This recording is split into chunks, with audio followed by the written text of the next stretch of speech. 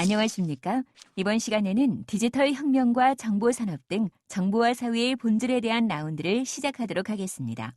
먼저 정보 능력은 업무를 수행함에 있어 기본적인 컴퓨터를 활용하여 필요한 정보를 수집, 분석, 활용하는 능력을 말합니다. 이번 시간의 미션은 당신의 정보 능력을 활용하여 중년층 대상의 휴대폰 신상품 기획서 작성을 위한 자료와 정보와 지식의 예를 각각 찾아서 작성하는 것입니다. 당신은 자료, 정보, 지식의 차이를 정확히 구분하여 그것을 바탕으로 휴대폰 기획안을 작성하시기 바랍니다. 이를 위해 당신은 멘토와 함께 정보화의 본질에 대해서 확인할 수 있습니다. 이번 시간의 훈련은 총 3단계로 진행됩니다. 각 단계에서 당신이 달성해야 할 훈련 목표를 클릭하여 확인해 보십시오.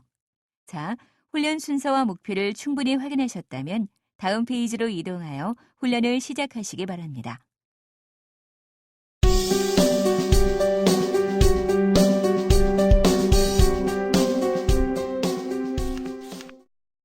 우리는 일상생활에서 자료, 정보, 지식이라는 용어를 많이 사용합니다.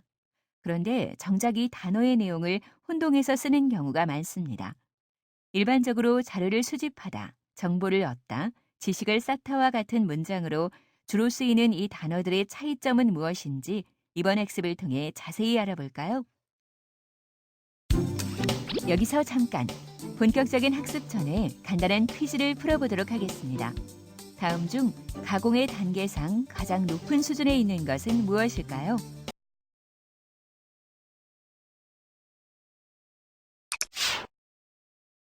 정답은 지식입니다.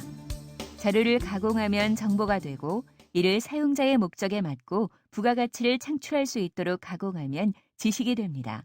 따라서 가공의 수준이 가장 높은 것은 지식입니다. 자, 그럼 본격적으로 멘토와 함께 자료, 정보, 지식의 개념과 차이점에 대해 살펴보도록 하겠습니다.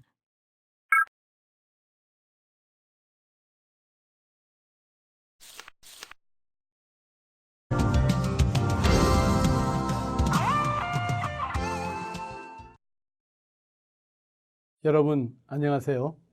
우리는 흔히 일상생활 속에서 수많은 자료, 정보, 그리고 지식을 접하고 있다고 말하곤 합니다.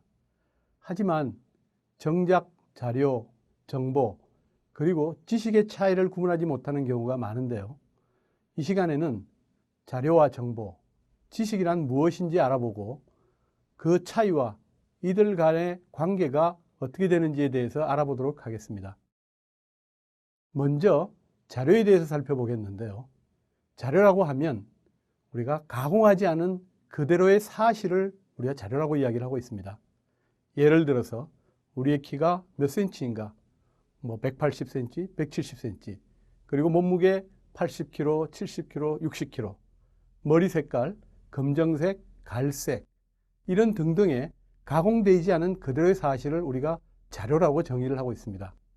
이러한 자료들은 문자 또는 소리, 이미지, 화상 등의 기호로 표현되고 우리의 감각기관을 통해서 인지된 세상의 모든 것들을 우리의 주관적인 것이 아니고 객관적으로 표현하기 위해서 우리를 자료를 사용하고 있습니다.